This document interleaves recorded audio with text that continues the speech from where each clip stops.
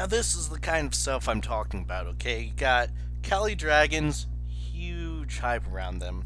The Machines, well, I guess they have hype, but it's not really hype, it's just that they're good. Anderson and, well, crap. No, no, don't help me. There's John Anderson. Brent Hill. Brent Hill's older. Is Brent Hill in... Well, screw this.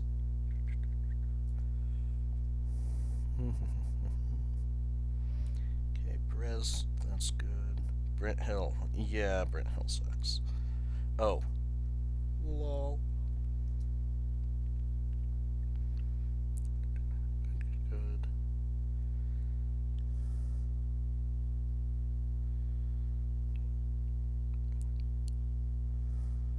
No, nobody has. Oh, well. Good for. Ow. Brent Hill was inconsistent? Really? That's. Ow. Funny. My back. Inconsistency everywhere. Wow, Perez. Wow, Perez. They actually aren't that good, psychology wise. Anyway, so this is what I'm talking about. After a lackluster opener that I think the women's match on the pre-show just about met, we have a fantastic, probably going to outshine the next few matches, three-way tag match. And I think tag matches have the potential to do something special. The more you put in there, the better you can get. Just as an aside, think I think it, because if it's true, then that would mean that the four teams versus each other would be the best possible match due to the tag experience. But I think the experience gets like averaged or something. Maybe it gets averaged. That's totally accurate.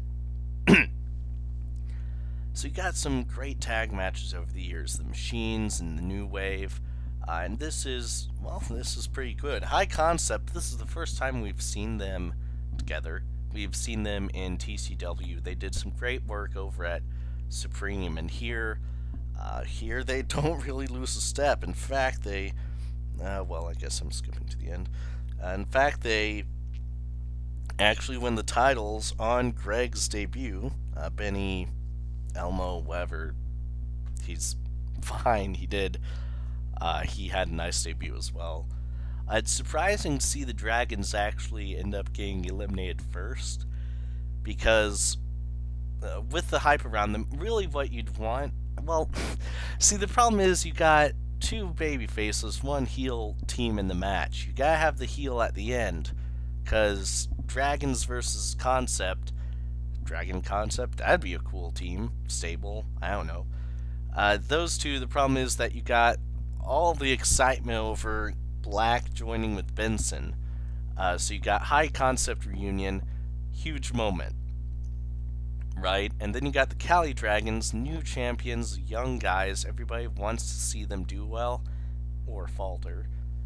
You put those two together, the crowd's just going to be split, and you don't want to kill off the Dragons' momentum this early. Obviously, Tommy disagreed, but anyway, that means in an elimination match, which this shouldn't have been, you need the Machines to be at the finals, right? You need them there so that they're being booed, the other guy's getting cheered. But then, who do you eliminate?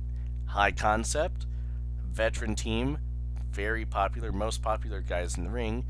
No, you can't. So that means that the champions get taken out early. Cool.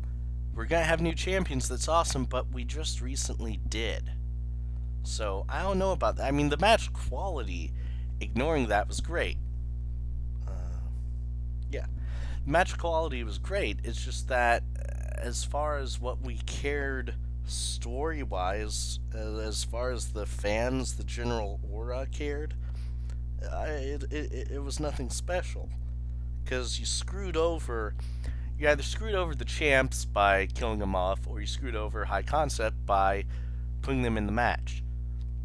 You make it a one fall thing, the machines take the fall, or they win the title. If they had won the title, also perfectly fine with that, because then they're going to get some heat for screwing over the two baby faces. But if the machines take the fall and High Concept wins, hey, you can at least say the new guys at least didn't take the fall, you know?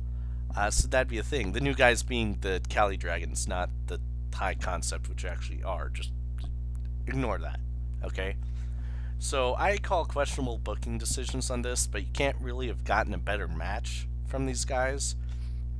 High Concept bringing the popularity, and not to hit on their ring work, which is still great, but we'd expect ring work from the machines, who were less popular, and then you have the Cali Dragons, who are still learning, which is why putting the titles on them in the first place was kind of weird.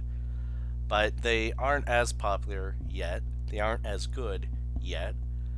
But they're still bringing their stuff in the match, which is, I mean, you need that, of course, but that's important because you don't get these good, maybe pre-main event quality matches unless everybody contributes.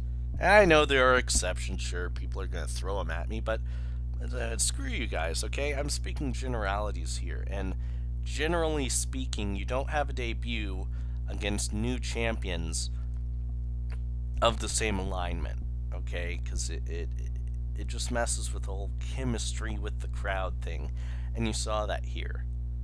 I think different debut, different order, older champions, more popular champions certainly.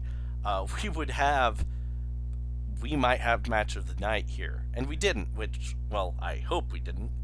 But we had a challenger for it at least, which is what you want, I guess, for a big Malice and Wonderland event. You want every match to be really, really good. It's just, I don't know, man. This was a confusing match from the I'm analyzing it side, which of course leads to the question of, if analyzing it doesn't actually bring the crowd, right? The crowd is the crowd and the wrestling is the wrestling, then what does analyzing actually do? I mean, it's fine to say as an educational exercise or as pure theory, but if this actually isn't being represented in the company or in the fans or in the merchandise sales or anything, if it's purely a hypothetical construct, then I can't really blame Tommy for putting a bad idea out there, because it's not actually a bad idea then, if it's not actually affecting anything. So, we'll see, I guess I can say, and I don't know what that means, because we won't. Unless we got a similar situation later or something, but I doubt it. I'll just say it. We'll see, and we'll see if we'll see.